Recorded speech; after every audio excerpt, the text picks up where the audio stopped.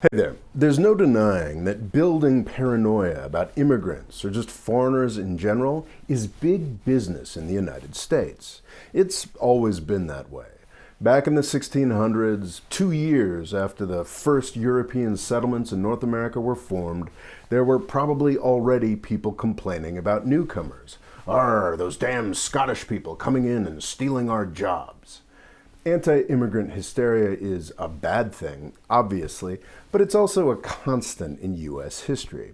What we should be more worried about is the way that the U.S. government has been profiting from and fueling these hysterias in recent decades.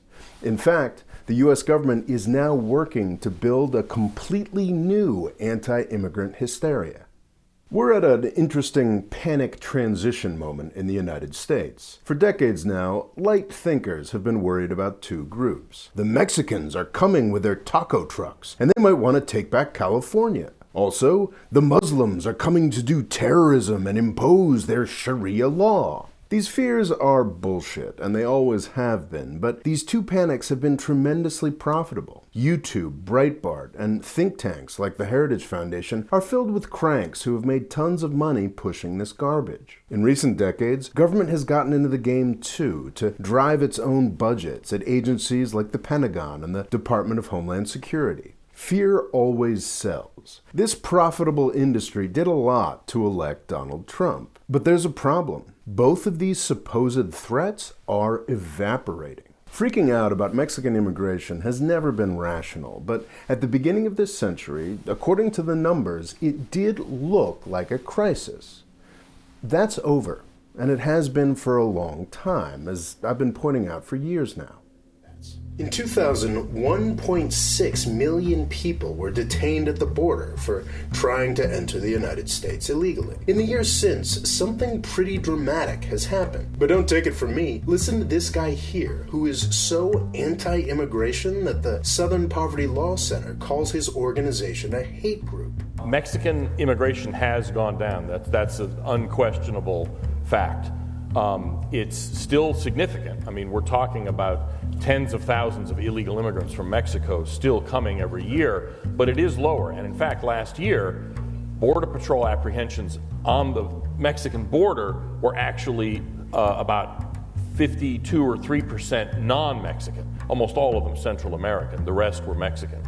And part of the reason for that is there's almost no working age men left in rural Mexico to move here. I mean, they've sort of run out of people to move here. This year there is a new crisis at the U.S. border, but anybody who knows basic math can tell you that that's going to fade away pretty quickly as well.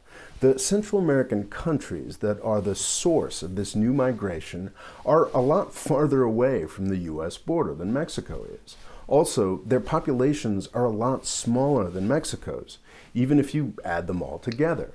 This new wave of migration is going to be over in a year or two, tops.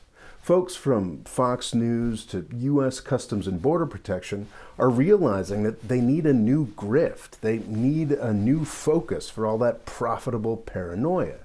They're hoping they'll be able to focus on harassing Muslims over the threat of jihadi terrorism, but thanks to low oil prices, that's fading away as well.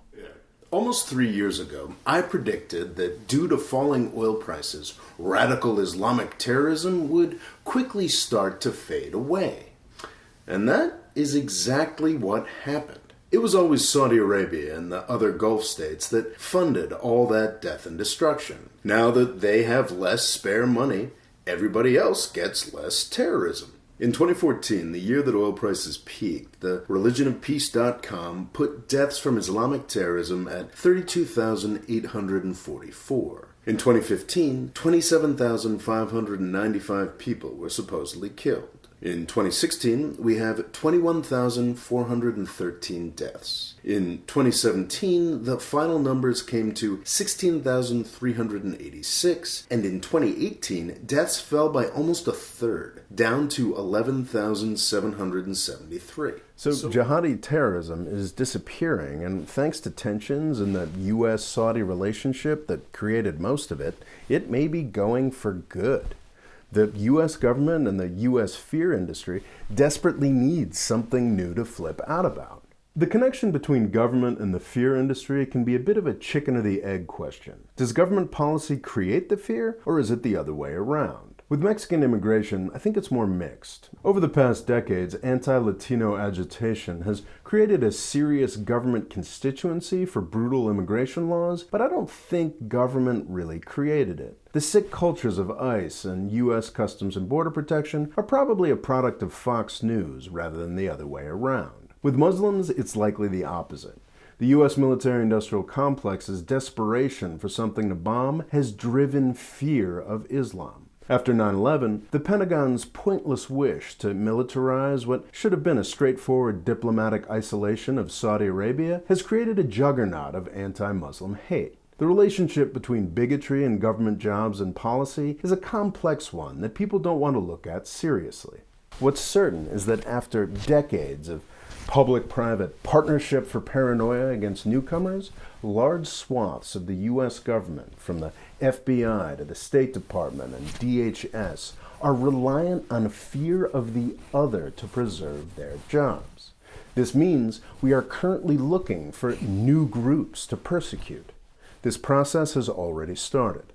The first targets are Chinese students. The now more than 300,000 Chinese students studying in the United States are a tremendously valuable bridge between the two countries. Many of them stay in the United States after graduation, contributing to U.S. competitiveness and building the companies of the future in U.S. and China. And as their numbers have grown over the past decade, they've become a huge part of funding U.S. higher education. Foreign students always pay full price. And the U.S. government is now targeting them for harassment. The rationale here is the fact that U.S. technology is sometimes stolen by Chinese companies, which is totally a thing that happens, but it does not justify the scope of the response here.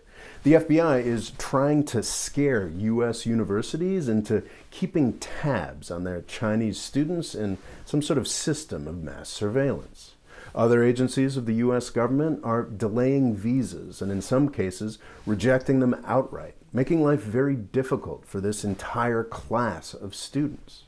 Things have gotten so bad that last week the president of the Massachusetts Institute of Technology, MIT, felt that he had to speak out on behalf of his Chinese and Chinese American colleagues. Looking at cases across the nation, small numbers of researchers of Chinese background may indeed have acted in bad faith, but they are the exception and very far from the rule. Yet faculty members, postdocs, research staff, and students tell me that, in their dealings with government agencies, they now feel unfairly scrutinized, stigmatized, and on edge because of their Chinese ethnicity alone.